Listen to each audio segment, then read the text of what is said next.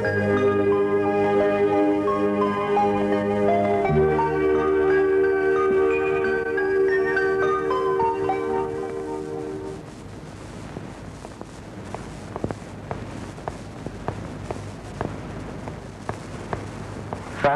Completion സർട്ടിഫിക്കറ്റിന്റെ കാര്യം സാറിനെ ഓർമ്മപ്പെടുത്തണമെന്ന് mister Menon phone ചെയ്തിരുന്നു.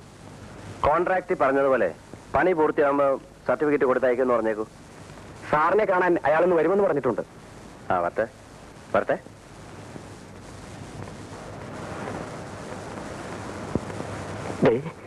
എന്റെ കാര്യം ഒന്ന്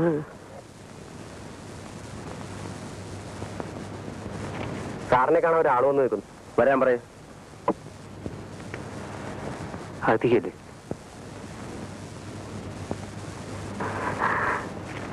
ഗുഡ് മോർണിംഗ് സാർ.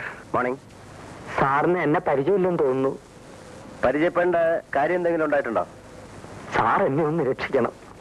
അതിന് നിങ്ങളെ ഞാൻ ശിക്ഷിച്ചില്ലല്ലോ. തൊട്ട കൈ കൊടുക്കാണല്ലോ sir. Please help me.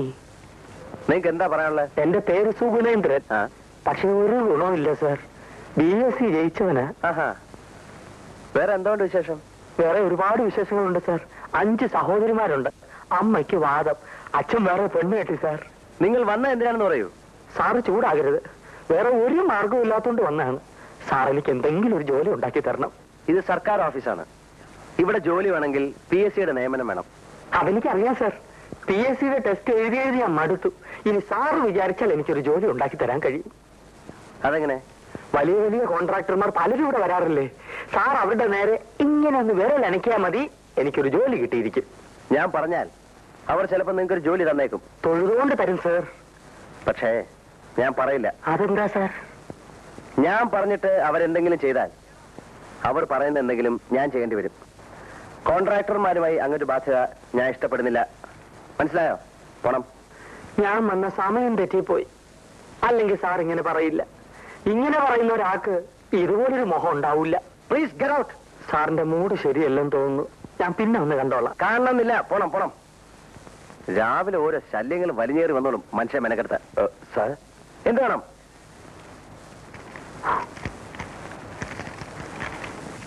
Geetha നിങ്ങളാണോ? എന്റെ മകളാ. മാൾക്കോരെ തന്നു വരുന്നത് എന്തിനാ? അവള് പുറത്തുണ്ട്. എങ്കിൽ വിളിക്കണം. മോളെ,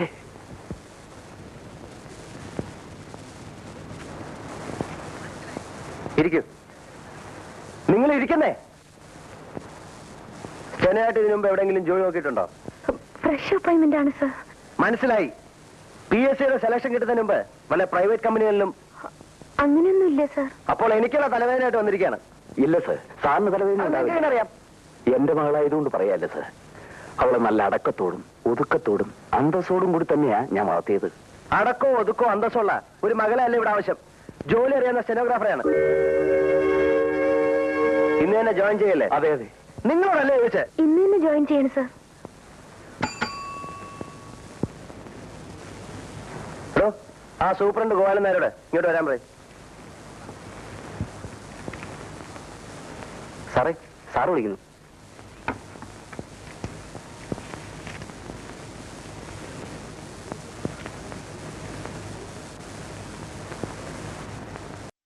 സാർ, പുതിയ അപ്പോയിന്റ്മെന്റ് ആണ്. Steno cum typist. അവരുടെ സീറ്റ് കാണിച്ചു കൊടുക്കാം. വരണം. എന്റെ പേര് പറഞ്ഞില്ലല്ലോ. അച്യുതൻ നായർ. കൊള്ളാം, ബെസ്റ്റ് പേര്. പോണം.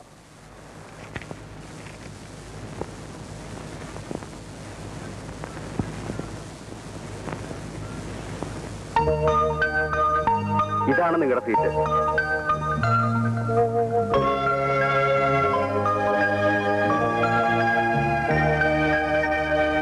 സാറിന്റെ കംപ്ലീഷൻ സർട്ടിഫിക്കറ്റ് കിട്ടിയില്ലെങ്കിൽ പേയ്മെന്റ് കിട്ടില്ല. എഗ്രിമെന്റ് സമ്മതിച്ചുള്ള പ്രകാരം പണിത് പൂർത്തിയാക്കുന്ന പാലത്തിന് മാത്രമേ ഞാൻ കംപ്ലീഷൻ സർട്ടിഫിക്കറ്റ് കൊടുക്കൂ. ഇതും അങ്ങനെ നടക്കൂ. ചുരുക്കി പറഞ്ഞാൽ ഇപ്പോൾ ഞാൻ പണിത് പൂർത്തിയാക്കിയിരിക്കുന്ന പാലം പൊളിക്കണമെന്നർത്ഥം. അതൊരു സൽകൃത്യമായിരിക്കും. ആളുകളും വണ്ടിയും പാലവും കൂടി നദി വീഴുന്നതിനേക്കാൾ എത്രയോ നല്ലൊരു കാര്യമായിരിക്കും. ഒരു കാര്യം ചെയ്യാം, ഇന്നിനി ഇതിനെക്കുറിച്ച് ഒന്നും ഇവിടെ വെച്ച് സംസാരിക്കണ്ട. ഇനി ഞാൻ സാറിന്റെ വീട്ടിലേക്ക് വരാം. അത് വേണോ? വേണം. ബുദ്ധിമുട്ടാവും? ഇല്ല സാർ. നിനക്കെന്താ ജോലി? പശുക്കറവയാ. ചുമ്മാതല്ല ചക്കൂറ്റി പോലിരിക്കുന്നത്. നീ? ഞാൻ പാചകക്കാരിയാ. നിങ്ങളോ? തോപ്പുകാരിയാന്നേ. നിങ്ങൾക്ക് എന്തിനാ ശമ്പളം മേടിക്കുന്നത്? ജോലി ചെയ്യാതെ ശമ്പളം മേടിക്കുന്നത് കുറ്റകരമാണ്. ജോലി ചെയ്താലും അതിന്റേതായ അടുക്കും ചിട്ടയും വെടുപ്പും കൂടിയേ തീരൂ. ഇതെന്താ അടുക്കളയോ പശുത്തൊഴുത്തോ? മനുഷ്യരുടെ ആരോഗ്യത്തെ ബാധിക്കുന്ന കാര്യമാണിത്. നിങ്ങൾ എന്തിനു കുറ്റം പറയുന്നു? ഇതൊക്കെ ശ്രദ്ധിക്കാൻ ഇവിടെ ആരെങ്കിലും വേണ്ടേ? പക്ഷെ ഞാനിതൊന്നും സമ്മതിച്ചു തരില്ല. ഓരോന്നും വെക്കേണ്ട അടുത്ത് വെച്ച് തറയും തുടച്ച് വൃത്തിയാക്കിയതിനു ശേഷം ഇനി ഇവിടെ ആഹാരം വെച്ചാ മതി. മനസ്സിലായോ? മനസ്സിലായോന്ന്?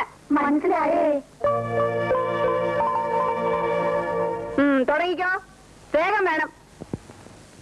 ഞാൻ പോയിട്ട് വീണ്ടും വരും.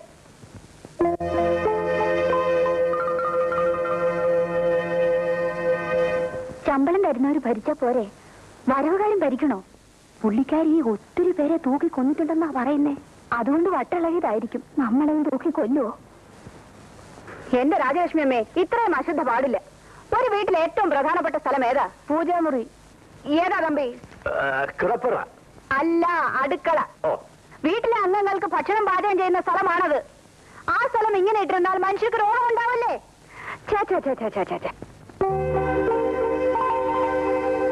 തമ്പി, നിങ്ങളല്ലേ ഈ വീട്ടിലെ ഗൃഹനാഥൻ? അതെ.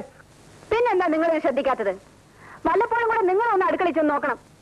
ഈ ദിവസവും 3 തവണ നോക്കിയേക്കാം. എല്ലാത്തിനും ഒരു മേൽനോട്ടം വേണം. അതില്ലാത്താണ് ഇവിടുത്തെ കുഴപ്പം. മനസ്സിലായോ? ഓ, മനസ്സിലായി. ഈ സ്ത്രീക്ക് എന്തിന്റെ സുഖേടാ? അവരുടെ ചെറുപ്പത്തിൽ തന്നെ ഭർത്താവ് മരിച്ചുപോയില്ലേ രാജലക്ഷ്മി? അതുകൊണ്ടുള്ള സുഖക്കേടാ. സുഖക്കേടിന്റെ പേര് നിനക്കറിയാമല്ലോ. അതുകൊണ്ട് ഞാൻ പറയുന്നില്ല. എന്നാൽ ഇത് കുറെ കൂടുതലാ. നിവർത്തിയില്ലാതെ വന്നാൽ ഞാൻ എന്റെ തനി സ്വരൂപം കാണിക്കും കേട്ടോ. അയ്യോ, അത് വേണ്ട രാജലക്ഷ്മി. നിന്റെ തനി സ്വരൂപം ഞാൻ കണ്ടാ പോരെ. അവരെന്തിനാ കാണിക്കുന്നത്? വെക്കേഷൻ തീരുന്നവരെ നീ ഒന്ന് ക്ഷമിച്ചുകളാ. അത് കഴിഞ്ഞാൽ അവര് വെക്കോളുമല്ലോ. അതുകൊണ്ടാ ഞാനും അടങ്ങുന്നത്. പോട്ടെ, വിട്ടുകളാ.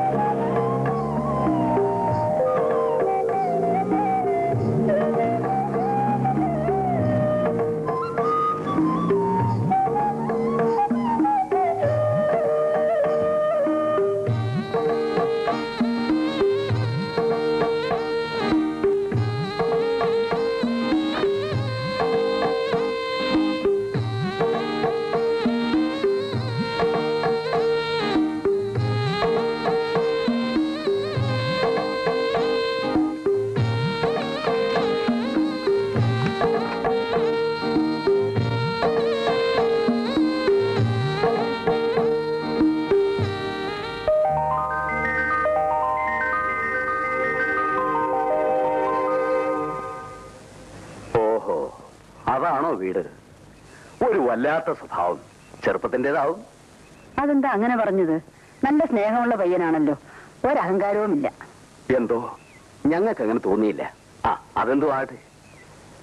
ഒരു പാവപ്പെട്ട അധ്യാപകനെ കൊണ്ട് കഴിയാവുന്നത് പോലൊക്കെ ഇവിടെ പഠിപ്പിച്ചു. എവിടെങ്കിലും കല്യാണം കഴിച്ച് അയക്കണമെന്നായിരുന്നു എന്റെ ആഗ്രഹം. ഇവർക്കാണെങ്കിലോ ഉദ്യോഗം കിട്ടിയിട്ട് കല്യാണം മതിയെന്നാ. എന്നാ അങ്ങനെ ആകട്ടെ എന്ന് വെച്ചു. അതേതായാലും നന്നായി. ഉദ്യോഗമുള്ള പെൺകുട്ടികൾക്ക് നല്ല നല്ല കല്യാണ ആലോചനകൾ താനേ വന്നുള്ളൂ. ചേച്ചി, ഇന്നുവരെ ഇവൾ എന്റെ കൂട്ടത്തിൽ നിന്ന് മാറി താമസിച്ചിട്ടില്ല. അമ്മയില്ലാത്ത ദുഃഖം അറിയിക്കാതെയാണ് ഇതുവരെ ഞാൻ വളർത്തിക്കൊണ്ടുവന്നത്. ഇപ്പൊ ഞാൻ ചേച്ചി ഏൽപ്പിച്ചിട്ട് പോവാണ്. അതിന് ഇത്രയുമൊക്കെ പറയണോ? എന്റെ സ്വന്തം സഹോദരന്റെ മകൾ എന്റെ മകളെ പോലെയല്ലേ? നീ ധൈര്യമായി പൊയ്ക്കോ. അവളെ ഞാൻ നോക്കിക്കോളാം. എന്നാ ഞാൻ ഇറങ്ങുകയാണ്. ഇപ്പോഴേ പോയാൽ ഇരുട്ടുന്നതിന് മുമ്പ് വീട്ടിലെത്താം. നാളെ പോയാ പോരേടാ. അയ്യോ, അത് പോരാ ചേച്ചി. പെൻഷൻ ആയെങ്കിലും വെറുതെ ഇരിക്കാൻ വയ്യ. കുറെ നല്ല വീടുകളിൽ ട്യൂഷനുണ്ട്. ഇന്ന് വരെ മുടക്കം വരുത്തിയിട്ടില്ല. അതുകൊണ്ട് എനിക്ക് പോണം ചേച്ചി. എങ്കിൽ പിന്നെ അങ്ങനെ ആയിക്കോട്ടെ. മോളെ, കൂടെ കൂടെ കത്തെഴുതാൻ മറക്കരുത്. അച്ഛൻ വീട്ടിലെത്തിയാൽ ഉടനെ കത്തെഴുതണം. അത് പിന്നെ പറയണോ? വരട്ടെ ചേച്ചി.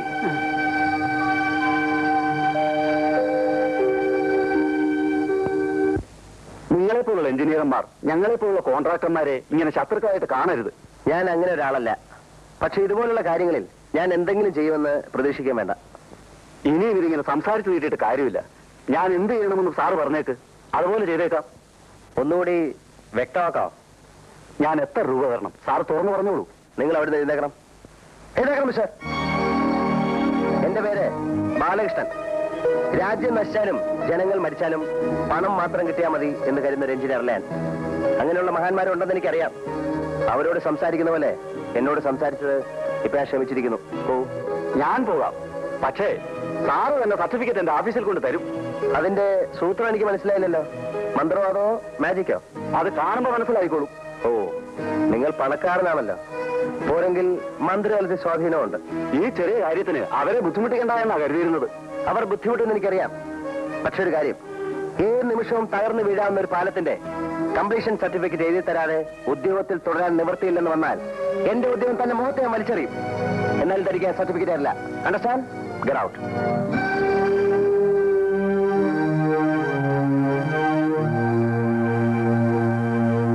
ആ കിളവ് പോകുന്നത് വരെ സൂക്ഷിക്കണേ വേണോട്ടാ. അവരെന്താ ഇപ്പൊ ഇങ്ങോട്ട് കെട്ടിയെടുത്തത്? ഏത് സമയത്ത് എവിടെയാണ് ഓടിക്കേറി വരുന്നതെന്ന് നിശ്ചയിക്കാൻ പറ്റില്ല. സർവത്ര ഭരണമല്ലേ. നമ്മളെ ഒരുമിച്ച് കണ്ടാ മതി, ഉടനെ അമ്മയടുത്ത് വിസ്താരം തുടങ്ങും. വേണുവേട്ടന്റെ മുഖത്ത് പോലും നോക്കരുതെന്നാ അമ്മ പറഞ്ഞിരിക്കുന്നത്. പക്ഷേ അമ്മാവനെതിരില്ലെന്ന് എനിക്കറിയാം. അച്ഛൻ പാവല്ലേ വേണുവേട്ടാ. ഈ അമ്മയാണൊരു നാശം. വേണുവേട്ടൻ ഇവിടെ വിളിച്ചു നിർത്തിയിരിക്കുന്നത് പോലും അമ്മയ്ക്കെതിരാ. ആരെതിർത്താലും രാധേച്ചെന്നെ ഇഷ്ടമാണെങ്കിൽ. അനാവശ്യം പറയുന്നോ? അടിച്ചു കർമ്മത്തെ പല്ലെടുത്ത് കളഞ്ഞാൽ എന്നെ പറ്റി എന്ത് വിചാരിച്ചു? എടിയോ? എന്താ ഇത്? എടി പൊടി എന്നൊക്കെ വീട്ടിൽ ആരെങ്കിലും ഉണ്ടെങ്കിൽ അവരെ വിളിച്ചാൽ മതി, എന്നെ വിളിക്കാൻ പറ്റില്ല. എന്താ മോളെ, എന്തുണ്ടായി? ആന്റി, ഇയാൾ എന്നെ എടി പെണ്ണേന്ന് വിളിച്ചിരിക്കുന്നു. എടിയെന്ന് വിളിക്കാൻ ഇയാൾ എന്റെ ആരാ? അടങ്ങ് മോളെ, ഞാൻ ചോദിക്കാമല്ലോ. എന്താടാ ഉണ്ടായത്? എടി പെണ്ണെന്നൊന്നും ഞാൻ വിളിച്ചില്ല. ആഹാ, വിളിച്ചില്ലേ? മോളോട് സമാധാനമായിട്ട് നിൽക്കാൻ പറഞ്ഞില്ലേ? താൻ പിന്നെ എന്താ വിളിച്ചത്? ചീത്തയൊന്നും വിളിച്ചില്ല. എടി പെണ്ണെ, അടുക്കളയിൽ നിന്നെന്താ ഒരു പുതിയ പരിഷ്കാരം? ആകെ ഒരു ഐശ്വര്യം ഉണ്ടല്ലോ. എന്താ കാര്യം? ഇതാ ഞാൻ ചോദിച്ചത്. അത് അങ്ങോട്ട് ചെന്ന് ചോദിക്കണം. അതിന് എന്നെ എടിയെന്ന് വിളിക്കുന്ന എന്തിനാ? പോട്ടെ, സാരമില്ല, ക്ഷമിച്ചു വേള മോളെ. താനെങ്ങോട്ടാ? ഞാൻ എസ്റ്റേറ്റിൽ പോയി ഇറങ്ങിയതാ. എങ്കിൽ പോണം. പോകാനാണ് പറഞ്ഞത്. മോളെ, ആൺകുട്ടികളോട് ഇങ്ങനൊന്നും സംസാരിക്കരുത്. എനിക്ക് ആ ജന്തുവിന് ഇഷ്ടമേ അല്ല. ജന്തുവോ? അങ്ങനെയൊന്നും പറയരുത്. വീട്ടിൽ ഗതിയില്ലാത്തതുകൊണ്ട് നാണമില്ലാതെ ഇവിടെ വന്ന് കിടക്കുന്നു. ശാപം. നോ നോ നോ നോ, പെൺകുട്ടികൾ ഇങ്ങനെയൊന്നും പറഞ്ഞു പഠിക്കരുത് കേട്ടോ. വരൂ, come on. An early reply will highly be appreciated. Yours truly, etc. etc. ഇന്ന് തന്നെ പോസ്റ്റ് ചെയ്യാനാണ് വേഗം ടൈപ്പ് ചെയ്തോണ്ടിരും.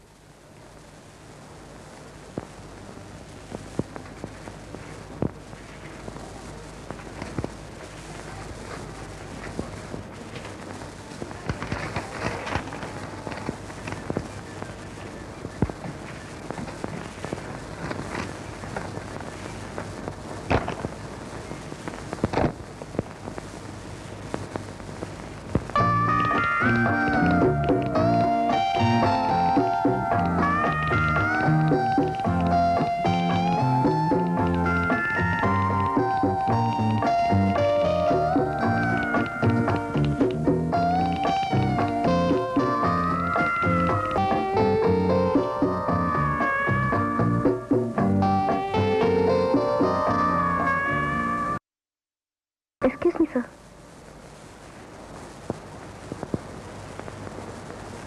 നിങ്ങളുടെ അച്ഛൻ പറഞ്ഞ ശരിയാണ്. നിങ്ങൾ എനിക്ക് തലവേദന ഉണ്ടാക്കില്ല. എല്ലാം ഭംഗിയായിരിക്കുന്നു. Very good. Keep it up. Thank you, sir.